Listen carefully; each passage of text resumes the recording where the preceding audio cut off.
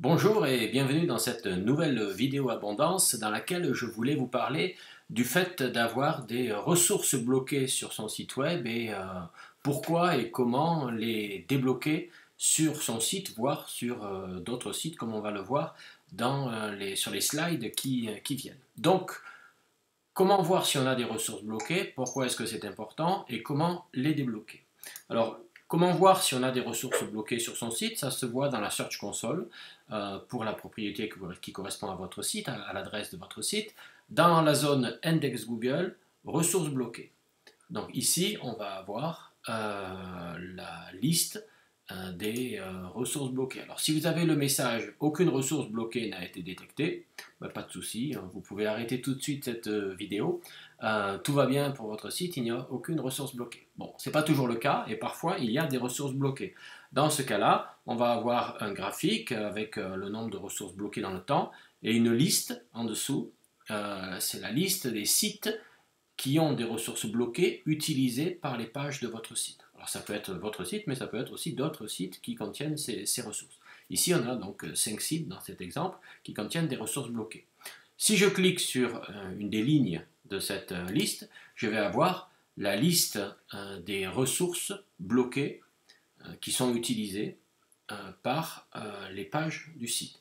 Alors, il peut y avoir des images, il peut y avoir des JavaScript.js, il peut y avoir des feuilles de style .css. Alors j'ai tendance à dire que les images, en règle générale, je vois moins de problèmes sur les images bloquées. C'est un peu plus rare aussi, mais ça arrive quand même qu'il y ait des images bloquées.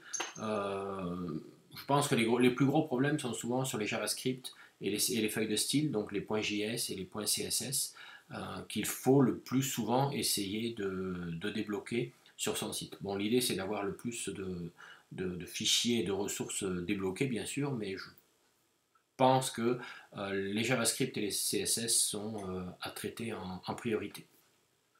Donc une fois qu'on a la liste des ressources bloquées, si on clique sur une de ces ressources, on va avoir accès à une troisième liste qui est la liste des URL, des pages de votre site, qui ont la ressource sélectionnée auparavant qui est bloquée.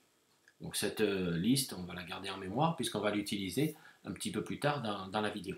Donc en fait, on a accès vraiment à toutes les informations, hein, quelles sont les ressources bloquées, sur quelle page, sur quel site, etc.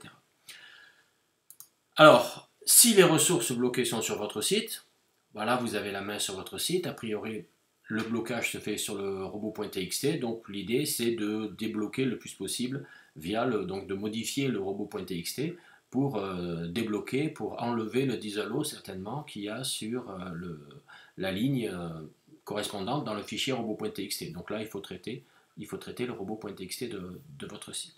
A priori, vous avez la main sur votre site, sur votre robot.txt, ça ne devrait pas être trop difficile. Si les ressources bloquées sont sur un autre site, alors ça c'est déjà un petit peu plus embêtant, hein, effectivement, il faut essayer de voir, évidemment, si c'est un site sur lequel vous n'avez pas la main, pas du tout la main, ça va être difficile hein, de gérer. Sinon, ma foi, si c'est un site ami, si c'est un site personne que vous connaissez, peut-être que vous pouvez les contacter pour essayer de voir s'ils peuvent débloquer ces fichiers. Hein. Bon, c'est pas obligatoirement très facile, hein, mais bon, à voir. Hein. C'est vraiment au cas par cas. Petite astuce pour connaître le niveau d'importance du blocage de la ressource, le niveau de gravité du blocage de la ressource. Alors, on a vu tout à l'heure qu'on avait une liste dans la Search Console des URL, hein, c'était la dernière slide, la dernière liste dans la partie ressources bloquées, donc la liste des URL des pages de votre site qui contiennent une ressource bloquée. Mais ce que vous pouvez faire, c'est vous prenez quelques exemples d'URL dans cette liste, vous faites un copier-coller, et un copier déjà, et puis vous allez dans Exploration, Explorer comme Google, dans la Search Console.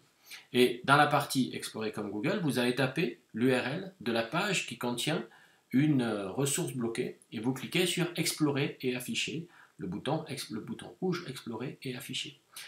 À ce moment-là, Google va explorer la page, vous pouvez l'afficher, vous pourrez voir comment Googlebot voit la page et comment vous, un internaute, voit la page, mais surtout en dessous, il y aura un encart gris qui va indiquer les ressources qui n'ont pas pu être lues. A priori, vous devez retrouver la ressource qui est bloquée pour cette page et vous allez, Google va afficher la raison bloquée, mais ça on le savait déjà. Par contre, il va indiquer ici la gravité faible, forte. Alors si la gravité est faible, vous pouvez vous dire que bon, si c'est compliqué à enlever parce que le robot.txt n'est pas à vous ou parce que pour d'autres raisons vous n'avez pas envie de toucher votre robot.txt, il y a une gravité faible donc c'est peut-être moins important.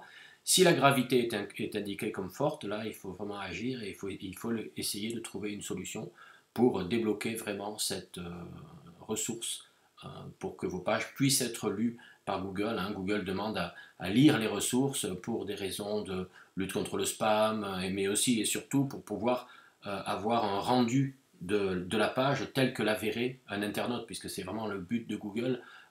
Aujourd'hui, Google ne lit pas juste un code HTML, il essaie de regarder, de comprendre et d'analyser la page comme la verrait un internaute. Et donc pour ça, il a besoin d'avoir accès à toutes les ressources, et notamment les ressources JS et CSS, bien sûr.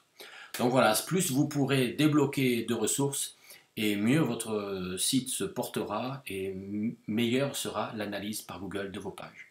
Voilà, je vous remercie pour votre écoute et pour avoir regardé cette vidéo, et je vous dis comme d'habitude à très bientôt pour une nouvelle vidéo abondance. Merci, au revoir.